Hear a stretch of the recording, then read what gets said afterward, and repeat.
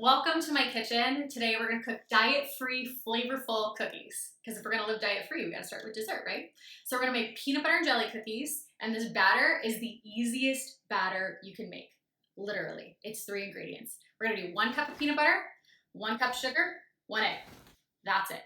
And we're gonna add a teaspoon of vanilla and a half teaspoon of salt just because it's delicious. But let's get started. In here, I have a cup of sugar. If you wanted to substitute the sugar for 1-to-1 stevia or monk fruit if you're managing your blood sugar, you could also substitute coconut sugar or anything else in here. I personally right now have organic unbleached cane sugar. To my cup of sugar, I'm gonna add my 1 egg. We want these to be ooey gooey chewy cookies. So I'm gonna add my teaspoon of vanilla.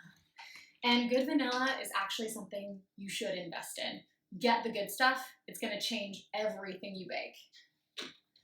Got my vanilla in there. I'm gonna incorporate that. It's gonna be a little loud because I'm gonna use my handy dandy hand mixer. So it's just brought together. And then now we're gonna add our salt. We didn't want to add the salt before they were incorporating the sugar because salt will actually break down egg proteins. And we do want the egg to bind everything. That's what it's there for. We're gonna get half teaspoon. I have sea salt and perfect. Incorporate that guy. Perfection. So we're gonna make peanut butter and jelly cookies, and there's a few different ways we can do that. We can literally use jelly, which we're gonna do, and then I also have some fresh raspberries because it's raspberry season where we are, and I love raspberries. So to make them a little more tender and a little more delicious, we're going to macerate them. We're just gonna add like a couple tablespoons of sugar to our raspberries. All of the juice of the raspberries is going to come out of the berries. The sugar is gonna encourage it. So then they're gonna be like juicy, jammy, wonderful berries that we're gonna stuff our cookies with. And then we'll stuff our faces with cookies. Just so you know, peanuts aren't actually nuts at all. They're legumes.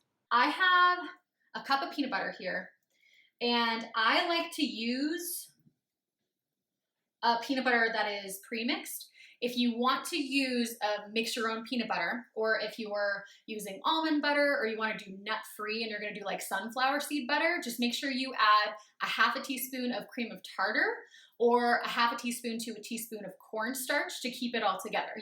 You want it to be like nice and thick. We're gonna mix.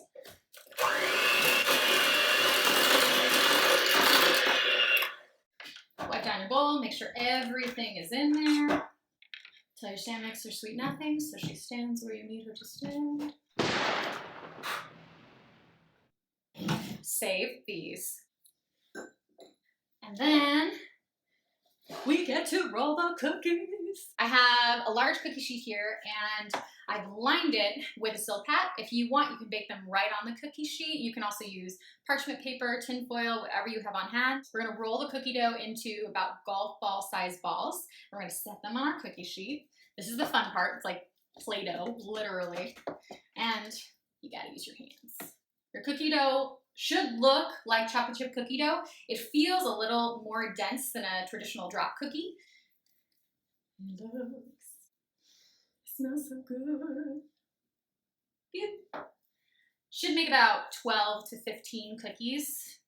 I usually get about 12 because I like giant cookies. What they don't have to be is perfect. The cookies are better if they're a little imperfect, because if you have little crispy edges, they're gonna brown better in the oven. If they're uneven, just borrow some from the bigger guys, add to the smaller guys. This is impossible to mess up. So we're about to stuff these cookies. And then this is kind of where you get to be creative. If you're doing a keto cookie or you're trying to manage your blood sugar and you don't have any sugar in there, you have stevia or monk fruit instead, you can macerate berries with your own stevia or monk fruit and make your own sugar-free jam and stuff those with that. If you're going to do these vegan, instead of the egg, you just use a half a banana. In order to fill them, we're gonna create a little space. If you wanted just to do like a thumbprint, you can use your finger. I like to use the batch of the batch. We're making a batch of cookies. I like to use the back of my silicone spatula because it just goes in nice and easy. And then I'm gonna make a little space.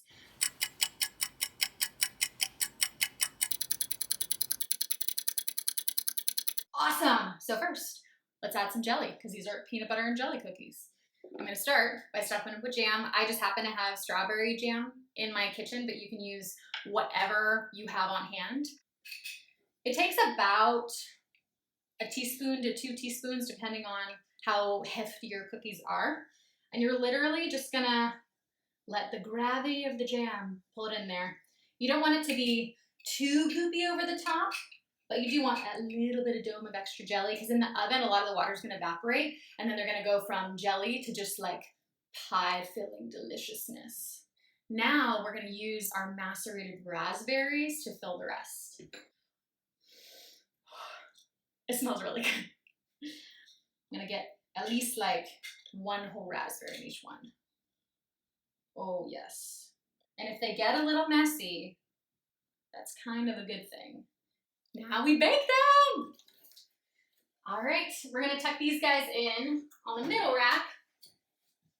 If you've got a few racks, you can load up your oven with as many cookies as you want. Night night, sleep well.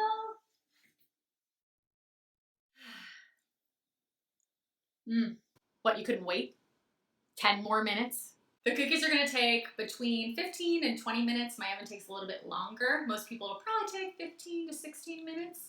As the cookies are baking, you just need the cookies to be warmed through and the egg to come to temperature so it's just cooked. You don't want these to be like firm crispy. You wanna take them out of the oven the moment that you smell toasty peanut butter in your kitchen. That's how you know that they're done. Now it's time to release the cookies.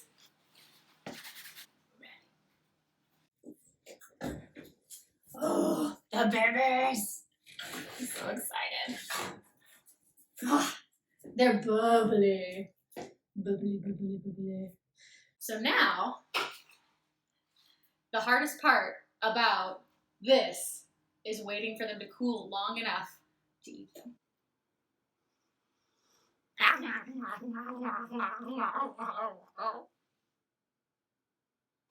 My cookies are nice and cool now, so we get to eat them. Earlier, I actually made some of the vegan version. They're gorgeous. They're so cute. They're like little owl eyes. And they smell phenomenal.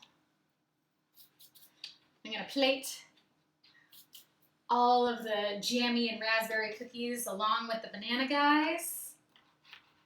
So they're all having the same party.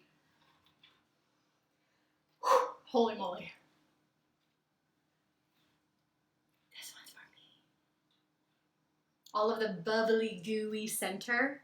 It's so good and it's still warm.